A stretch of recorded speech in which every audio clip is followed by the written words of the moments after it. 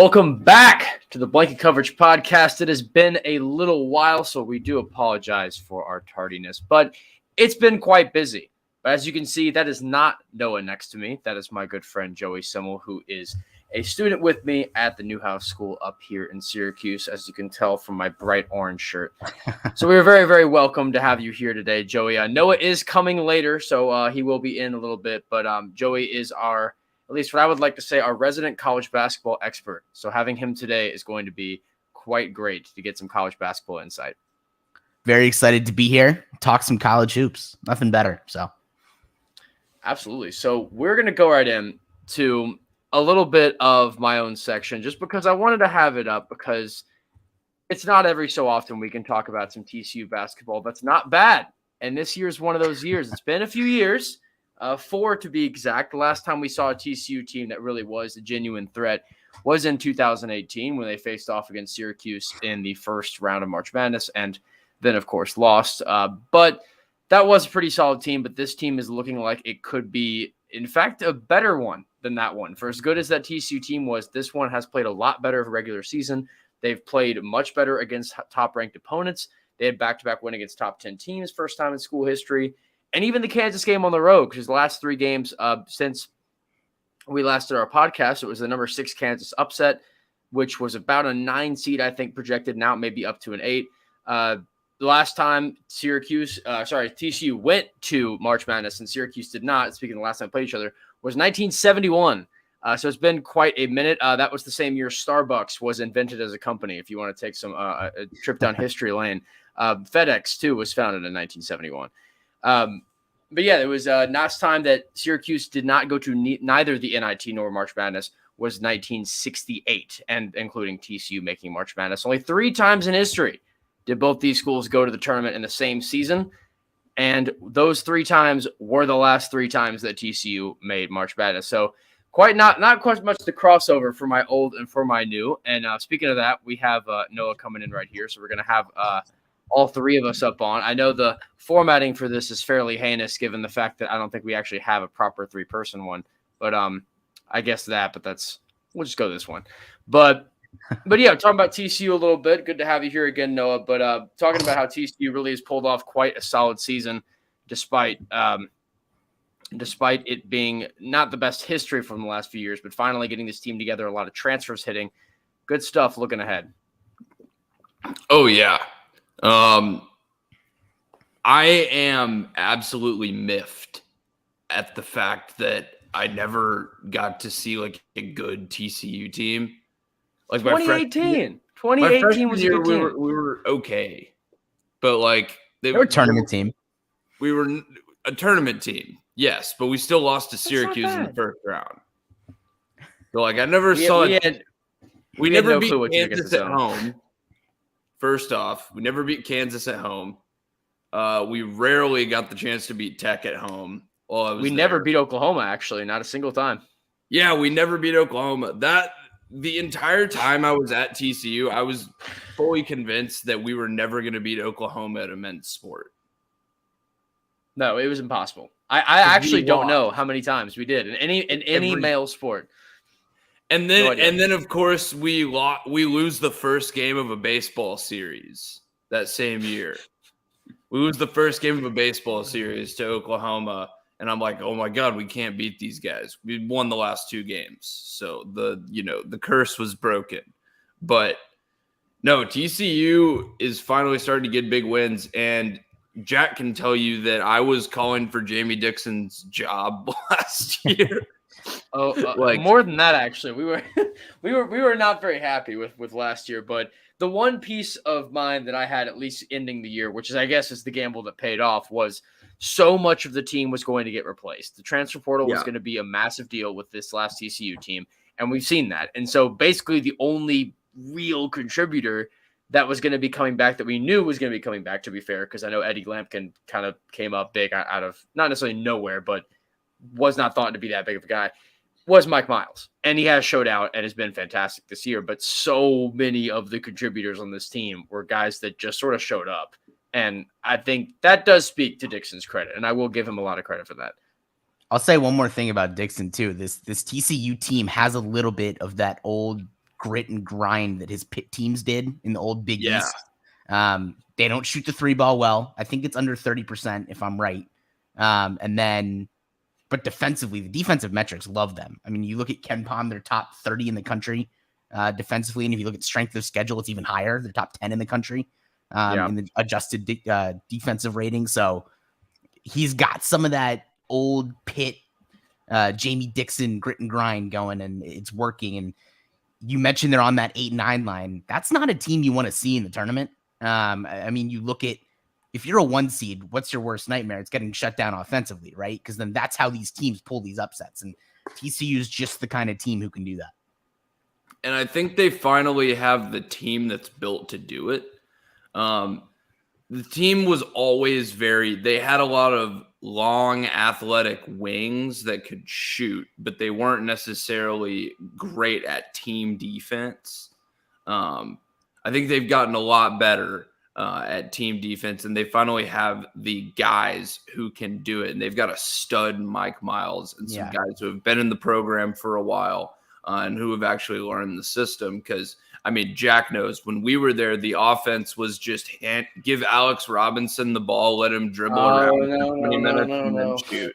No. I remember watching all those games. That was absolute agony. Offense.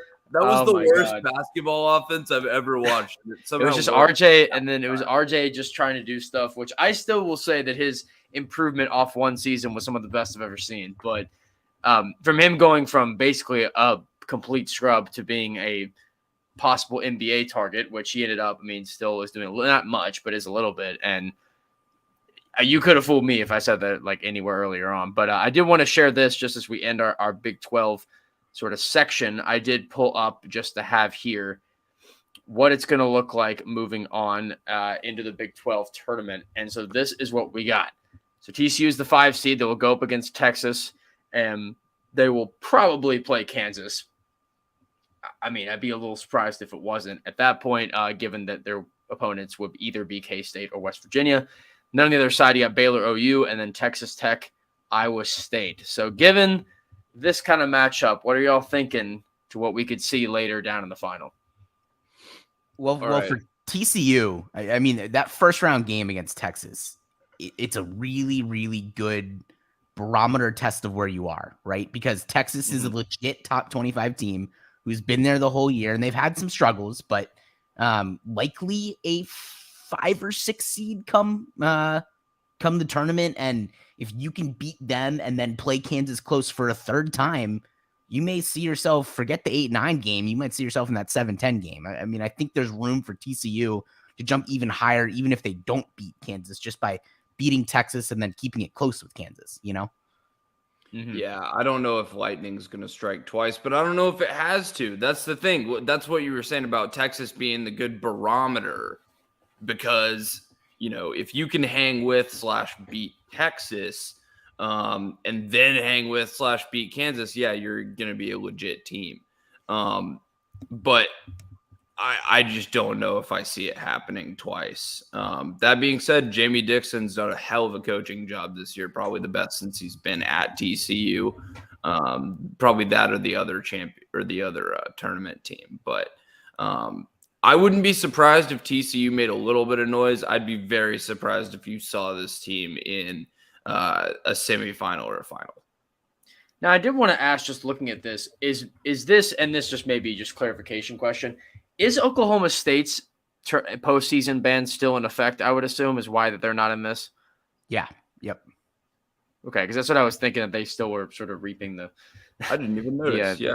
Punishment. Right. Yeah, because I saw there were 9. I was like, okay, State's not here. So because I saw they beat Texas Tech yesterday. But last note on this: do we still think Baylor's going to come out of that sort of bottom bracket?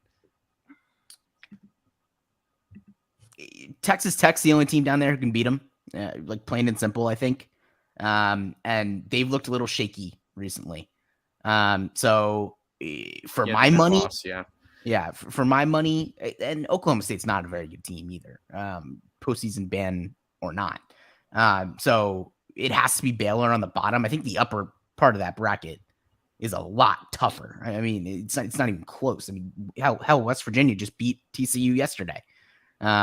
Yeah. That's even a good team, So and that was 7 straight losses, by the way. They had lost 7 straight in a row before beating TCU yesterday. So they've been on a pretty bad downturn. I think Kansas and Baylor is what I would be surprised if we didn't see Kansas and Baylor in that championship game. And to move on to our next section, which I'll go ahead and take this down and pull up what we got next. And that's going to be a little bit of bracketology. Now, I know that we're early on this, but it's not really too early anymore. But on this list, we're going to talk about our last 4 in and our first 4 out. And this is going to be basically the test of all the teams on the bubble, where we're kind of looking, what are sort of the people that are on a little bit of the edge, and what can get them in, what can get them out, or if we think that they might not even need to be on this list at all, if they already pretty much got themselves secured, or if there's not really any chance at all for them. We're going to pull this up right here so all y'all can see. So these are the 12 teams that are sort of in that list, but obviously these 8 are, I didn't mean to click on them. These 8 are kind of the big ones to look out for because they're the ones, I guess, closest on the edge of the bubble. So with that, Rutgers, Xavier, Memphis, Loyola, and then Indiana, BYU, SMU, and VT being out. So are there any big-time frauds on this list? Is anybody else in? I think we can all agree that North Carolina is pretty safely in, at least on that far, far left side with that Duke win last night. It's going to get a big smile from me. I know Joey's quite happy about that. But I think it's fairly obvious that North Carolina has their spot secured. But for the rest of these teams, where do you think they're sitting? I'll say this. I think there's one team on here who doesn't really have a chance to make the tournament. And I think there's one team on here who so Michigan is in the last 4 byes, right? Mm-hmm. I think they are a lot closer to the bubble than that. They're 16-13. They got a big game against Ohio State today. And the metrics love them. But at some point, you got to take a step back, see 16-13, and really ask yourself, if this is a borderline 500 team against everyone, what are we expecting them to do come the tournament? So I think they're a little further down. I think Xavier has no business being in the conversation, to be honest with you, because the committee, one of the bigger things they take into account is recent performance, right? So Xavier started the year off great, seemed almost like a lock before they beat Georgetown yesterday. And everyone beats Georgetown. Poor Patrick Ewing, but that's a whole nother conversation. They lost 5 in a row. Did want to mention, sorry to interrupt you, but I wanted to mention on Georgetown because this was a shocking stat I found. They are 0-19 in Big East games this year. 0-19. And I love Patrick Ewing. I have no idea how he's going to keep his job next year, but he is. They've already said it. He's coming back. So, well, I heard a good take on this, and it's like that's why you don't hire unless you're sure about it. You don't hire a legend like that you have emotional ties to, where you can't say, hey man, we love you, but you're fired. It's a really tough thing to go in and tell Patrick Ewing, hey buddy, you're fired. Sorry about it. Like, you could do that to anyone else, like any old chump off the street, but then you bring in Patrick Ewing, the greatest player arguably to ever come out of your school. And the thing with that, though, is all these programs, they hire these guys and keep it, quote, within the family, right? And eventually that catches up to you. I mean, you look at Michigan's another good example with Juwan Howard. I mean, they've been good under Juwan Howard, but with what happened in that Wisconsin game, I think there are very few coaches in America who keep their jobs after that. And Juwan Howard's one of them because of what he's done for Michigan. And frankly, because they've been really good since Juwan Howard got there. But would the same be said for Ewing, basically, if that had happened, basically?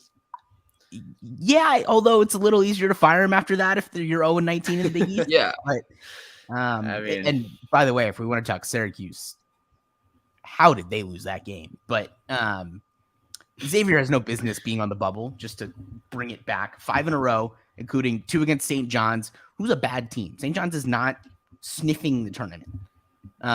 So you do that, you beat Georgetown, and I guess barring a run in the Big East, I don't think they have a chance to get in. I think when Lunardi updates these, they will be on the wrong side of the bubble, possibly even in the next 4 out section. And beating Georgetown by a lot doesn't really do much to help the resume anyway, because that was Xavier last night was beating Georgetown by 1 billion. I don't think it does anything to change. You beat a quad 4 team. I mean, it's that's what you're supposed to do if you're a tournament team. I also think Memphis is possibly the most interesting team in the country. I mean, they already fired Rasheed Wallace, and you got Penny Hardaway and Amani Bates. And honestly, considering where they were at the beginning of the year, the fact that they're even sniffing the tournament shows you what Penny Hardaway, another legend who was hired at his old school, he's done a really good job settling them down and getting them back to winning ways to even have them having a chance at the tournament. And I think they'll ultimately get in because of Amani Bates, because of Penny Hardaway, because they're Memphis. Yeah. Well, I wanted to make a note. Oh, go ahead. Sorry, go ahead. Well, I just think for the Memphis program, like that program was in pretty bad shape when Penny Hardaway took over. And it's not like a Duke or a Kentucky where, yeah, you can add some of these 5-star recruits and the one and dones, and they're going to help you for a year and then be out the door. Memphis doesn't have the sort of program infrastructure to take that on quite yet. So, yeah, it's been really impressive that Penny Hardaway has been able to take essentially a bunch of 18 and 19-year-old kids in a program that did not have much leg to it, even after last year, did not have much leg to it. And I think he's done a tremendous job. You're right. And I think looking at that first 4 out section as well, in Indiana has by far the best shot to move up. And that's just because of the amount of quality wins in the Big Ten. That bracket's not set yet. Like we said, Michigan still plays today. They barely lost to Purdue yesterday, and they have a chance. I think they're a good team. It's surprising they're on the bubble. I think they've underperformed in a lot of ways lately. And Trace Jackson Davis is a legit star, and legit stars often carry you in March. So if he can do that in the Big Ten tournament, they could find their way in for sure. I do want to make a note on one last team in here that we haven't touched on as much, and more really a conference than the team, and that's on BYU, because BYU actually played last night and lost. They lost to San Francisco, who's a whole other team that we see on this list, 2 last 4 buys, who I really, really have liked what San Francisco's put up this season, has become a very, very solid team. And looking at the West Coast Conference, I mean, this is, I know Joey and I were talking a little bit before the podcast, and that was a good point that he made about Gonzaga has always been the team in the West Coast Conference. That's sort of an obvious thing that we know, but they've made the conference so much better of them almost just existing in it. And look at that. We see Gonzaga 23-3, 13-1 in the West Coast Conference, which is obviously the most dominant record, but San Francisco's 24-8, 10-6 in the conference. St. Mary's 24-6, 12-3 in the West Coast Conference. And then BYU 22-10, 9-6 in the conference. And even if you want to throw it in Santa Clara, who beat TCU earlier this year, 21-10, 10-5 in the conference. That's a lot of really decent teams here. And that's not even good. St. Mary's in the list. I forgot about St. Mary's in here too. And you're talking about bringing the rest of the conference with them. Look at last weekend at Little St. Mary's in that tiny gym. That gym looked like it was the roof was about to blow off at any moment when they beat Gonzaga. That's what Gonzaga is doing, and we can talk all you want about, well, Gonzaga is the only actually elite team in the conference, but what they're doing is they're bringing in money and recruits for these other teams. And I think the conference as a whole has been better for years than people have given it credit for, to be honest with you. And part of that is because Gonzaga's been so dominant, but finally this year you're seeing 20 years of having a perennial top team pay off, because that means, if you're San Francisco, you could pitch these guys. You get 2 big games a year. And that's something that a lot of teams at that level can't pitch. And San Francisco specifically, I think they have a chance to make some noise come tournament time. I mean, they shoot the 3 ball exceptionally well. I'm going to mispronounce this, but Johan Masicki, I think I did that right. Might not have. Essentially averaging a double-double. So they have talent. They can hang. And good shooting teams in March, those are the ones that pull upsets a lot of the time. Good shooting and good defense are what help you in March, and good guards, but that's a different conversation. A whole good team tends to help too. So, well, right. No, I get what you're saying. But But now we can look at the updated top teams in bracketology. You know, we've been talking about some of the teams that are in and out, talking about some Big 12, but who are some of the giants that we have in here? And we're just going to scroll right down on this list so we can see everything sort of put in here. But in these top teams, at the 1 seeds, we have Auburn in the East, Baylor in the South, Arizona in the Midwest, Gonzaga in the West. And then the 2, 3, and 4, at least here, are Wisconsin, then Texas Tech, UCLA. On this side, Kansas, Purdue, and Providence, who's had one heck of a season. In the South, the 2, 3, and 4 are Duke still at the 2, Tennessee at the 3, and Houston moving up to the 4. And then in the East, we have Kentucky, Villanova, and Illinois all staying put. So out of any of these teams, do we see any legit people that are just, they're not going to be moved no matter what, they're good to go? Any that may slip out of here, and maybe a few that deserve to be a little higher? I think Gonzaga's clinched a 1 seed. I'm not sure anyone else has. What you have this year in the 2 line, the 3 line, and to some degree, even the 4 line are teams that can legitimately win the national championship. And it's been a long time since we've had that. I mean, you look at Illinois as a 4 seed. I don't want to play them in the Sweet 16. They're a team who, when they've been fully healthy, has been a lot better in a 4 seed, and they're coming battle tested from the Big Ten. You know, you look at Kentucky and you look at Duke. You know what scares me most about Duke as a North Carolina fan is that they're going to find a way. And Coach K is good enough to do this. They're going to use that loss last night just to propel them to win the ACC tournament and then win the whole thing, you know, and that's going to be really frustrating. But they could. They really could. I also think Auburn or Kentucky will get a 1. Whoever wins the SEC has that 1 seed clinched. I've been on Auburn since before the season started. What Walker Kessler's doing at Auburn, and all the talks about Jabari Smith, and rightfully so, he's going to be the number 1 pick in the draft. But what Walker Kessler's doing, getting triple doubles with blocks, I mean, come on. And the fact that he transferred from Carolina doesn't make me very happy, but there we go. And you want to look at the 3 line as well. Purdue can find their way to a 1 seed. If Purdue wins the Big Ten, I think they could find their way to the 1 line as well. So I just think all over the map, you've got talent in the 1 through 4 lines that is pretty unprecedented, and it's all pretty even. I think we're going to see a lot of upsets come March. So now that I've said that, when you do your bracket, put all the 1 seeds in the Final 4. But a lot of upsets, a lot of upset potential because there are a lot of good teams, and I don't think there are any great teams. So it's kind of like college football, but better. Same you know, I look specifically at the teams in the SEC because I think the SEC has been the most fun conference to watch this year, personally, with the depth of quality to mid-level teams that you have in the SEC. Any one of these teams in the bracket, in the top part of their region, any one of these teams has a chance to lose in the SEC tournament, and not just lose, but lose early. They could lose in a quarterfinal.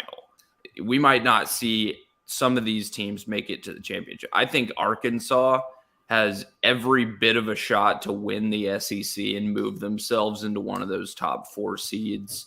I think Tennessee has a chance to at least make it to the championship. We've seen them do it before and then lose. I think Tennessee could easily make it to the championship and put together a run. They've started to come together as of late. And then obviously Auburn and Kentucky. But the rest of the conference is nothing to, scoff at. I think LSU can be a threat to anyone in this conference. It's a really deep tournament, and I think that's going to be the tournament to watch as far as teams shuffling around seeding. Like, what version of Alabama are you going to get to? Yeah, Alabama is like one of the most interesting teams we've had in college basketball in forever, because when they shoot the ball and they play at their best, they can legitimately beat any team in the country. They just don't do it very often. But you mentioned Tennessee and Arkansas, and like I was saying, good guards in March will often win you games. Kennedy Chandler and Santiago Vescovi are probably the best backcourt in the country. Purdue's backcourt, led by Ivy, might have a word. And what JD Notte has been doing at Arkansas the last couple of weeks is borderline insane. So the fact that the SEC is so deep, supposedly a football conference, tells you a lot about where we are in the country as a whole this year heading into the tournament. But you taking it out big picture, you look at what the SEC was maybe 4 or 5 years ago. This was not a deep conference. I mean, I remember when I was growing up, I would go to the SEC tournament because it would be in Nashville sometimes. So I would go to the SEC championship, and you get like the SEC championship that I went to was Marshall Henderson's Ole Miss versus some iteration of Florida, I believe, post Billy Donovan. It was not a super like deep conference, and now you have so many teams that have a shot to get one of those top 4 seeds.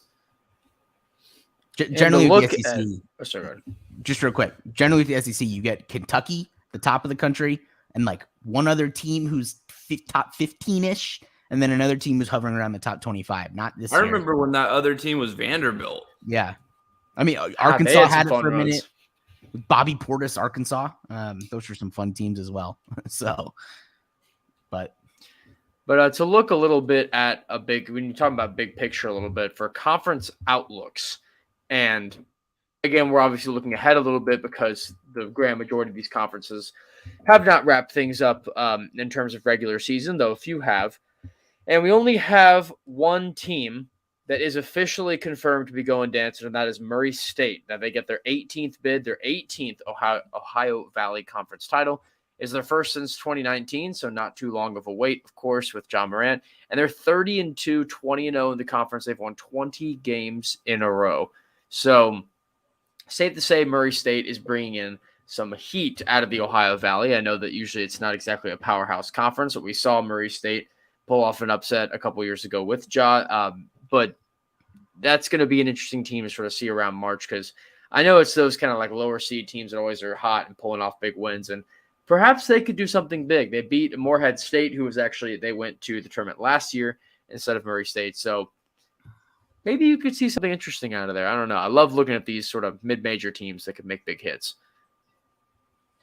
Murray State's a very interesting one just because they worry me a little bit just because they played so many close games recently.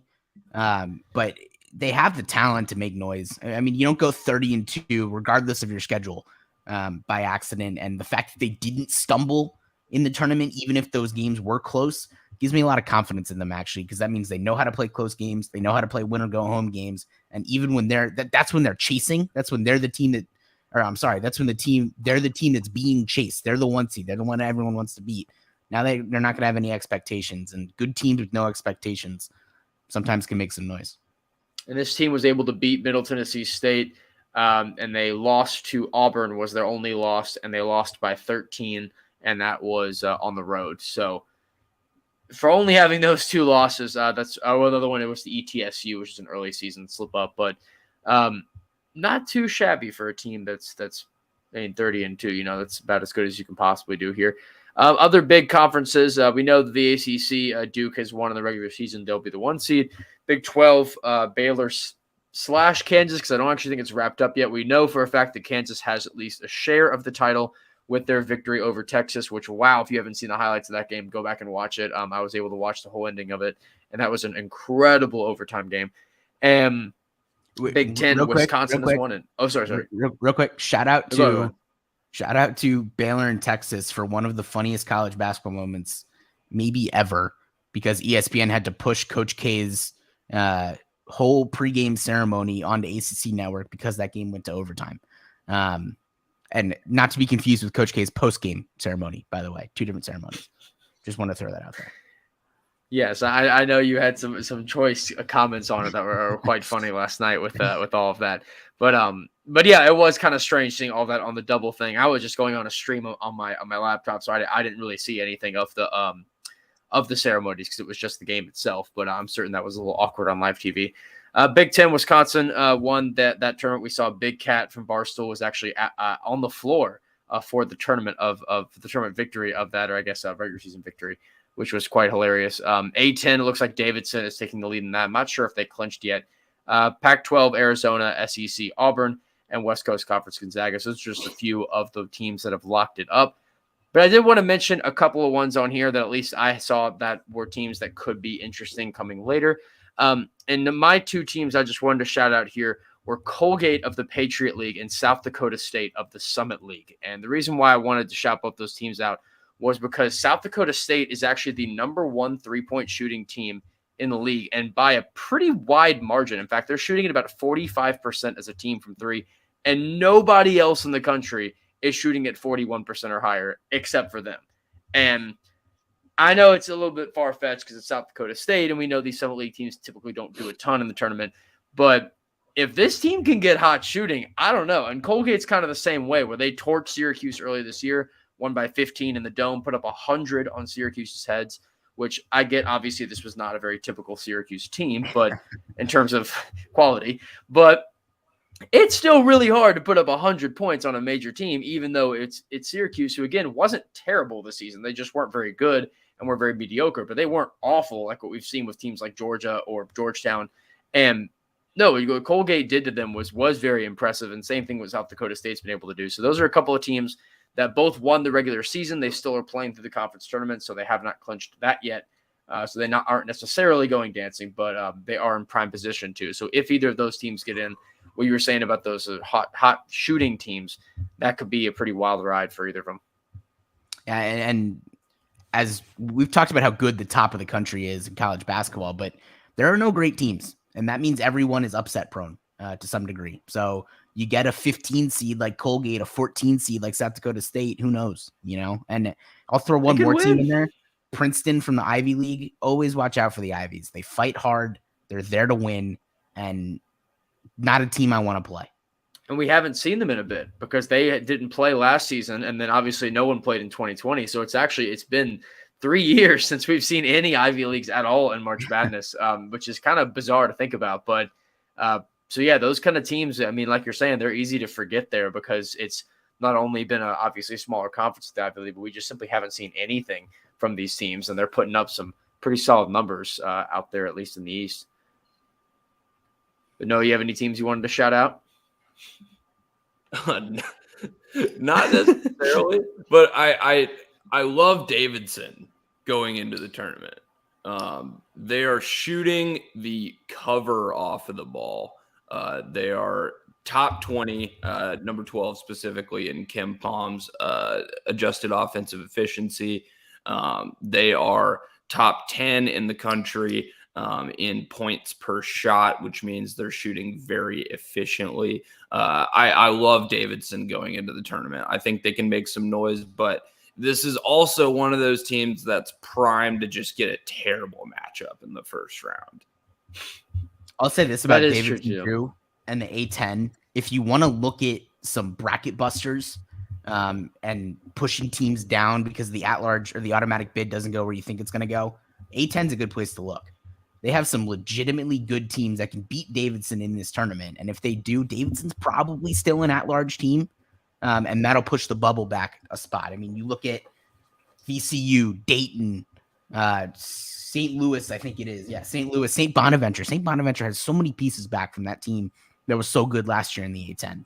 They've underachieved, but if they can make some noise in the A10 tournament, find a way to win it, all of a sudden Davidson steals an at-large bid from someone and pushes the bubble back. And I know before Carolina won that game yesterday, I was terrified of situations like that. I was monitoring every conference, who's stealing my at-large bid, because Carolina was going to be real close before yesterday, I think. So keep an eye on the A10. And one last note before we wrap things up, because I got to go and get some lacrosse coverage in today. My second time covering a full day of it, which will be a lot of fun. But yeah, just like that. But a good 6-7 hours of that. I've never played lacrosse in my life. Let's get that out of the way. I have not either, so I'm certain I would be terrible if I tried. But it'll be fun nevertheless. But last note on this.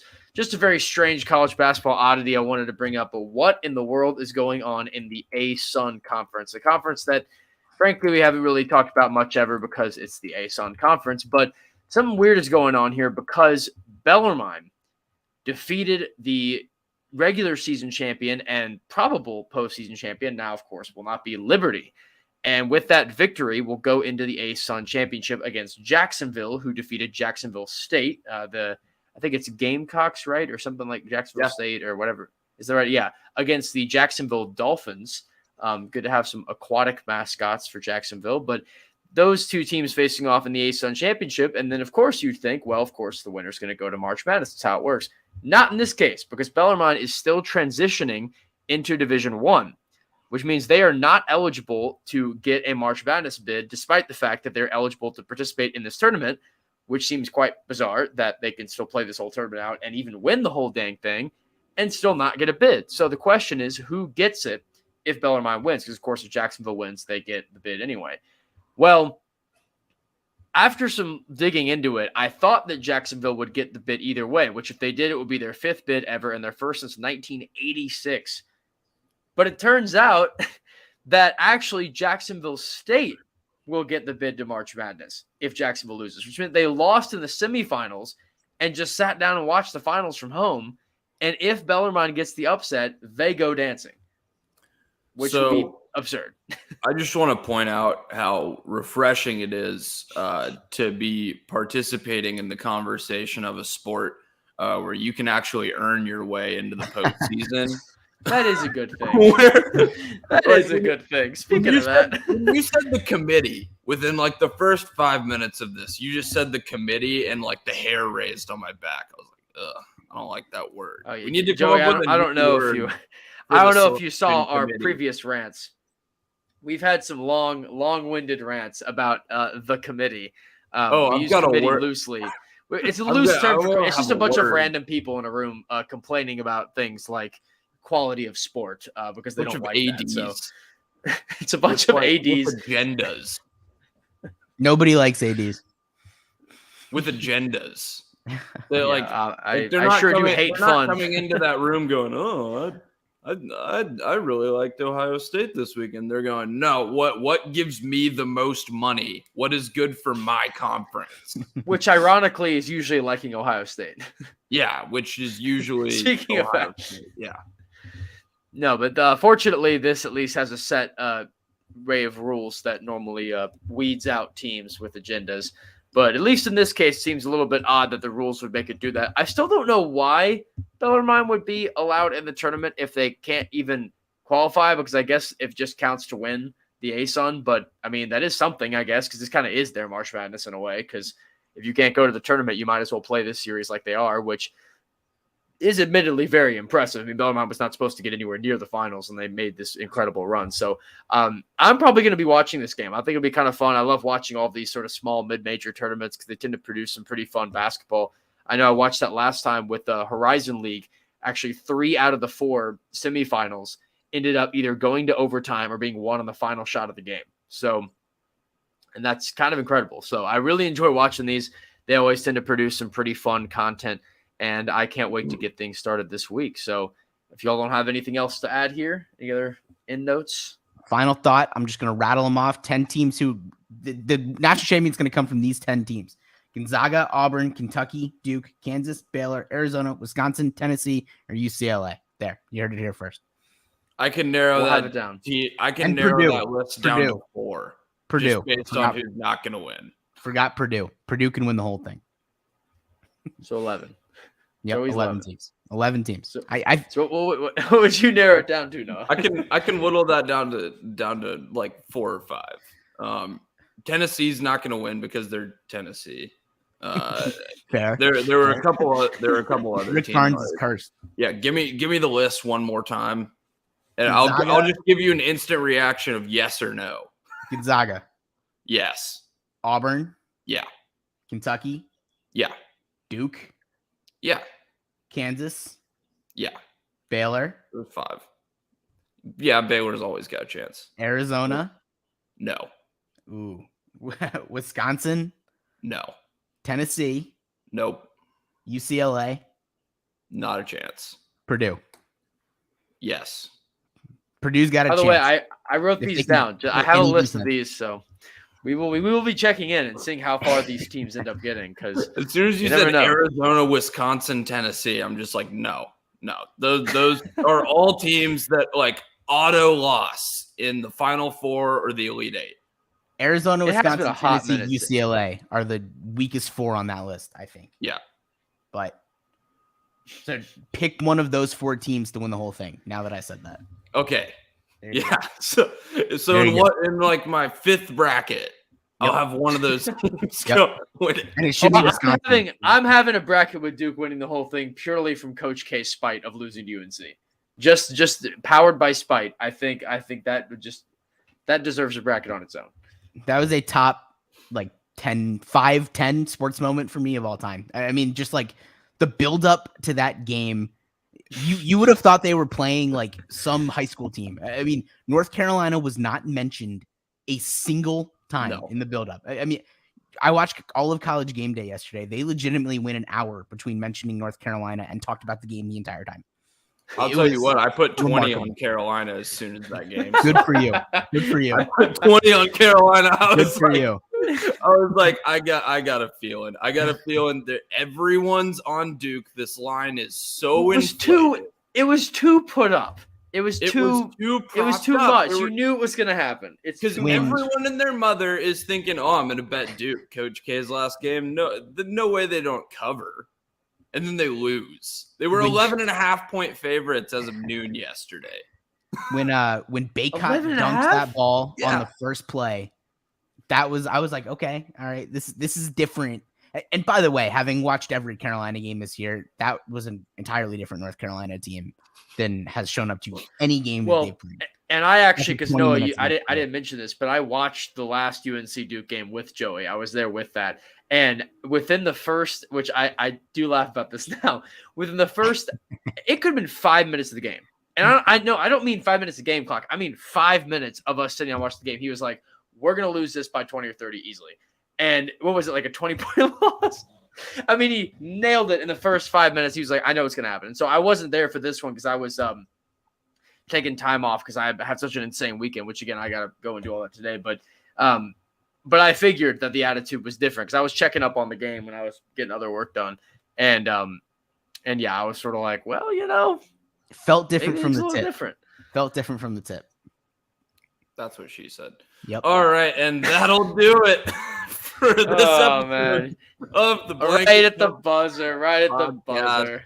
Good Lord. Thank you to Joey for joining us. We appreciate you, and I assume you will be back because March Madness is just kicking off. I mean, I'll be back. You're not getting rid of me that easy. Appreciate you guys for having me on.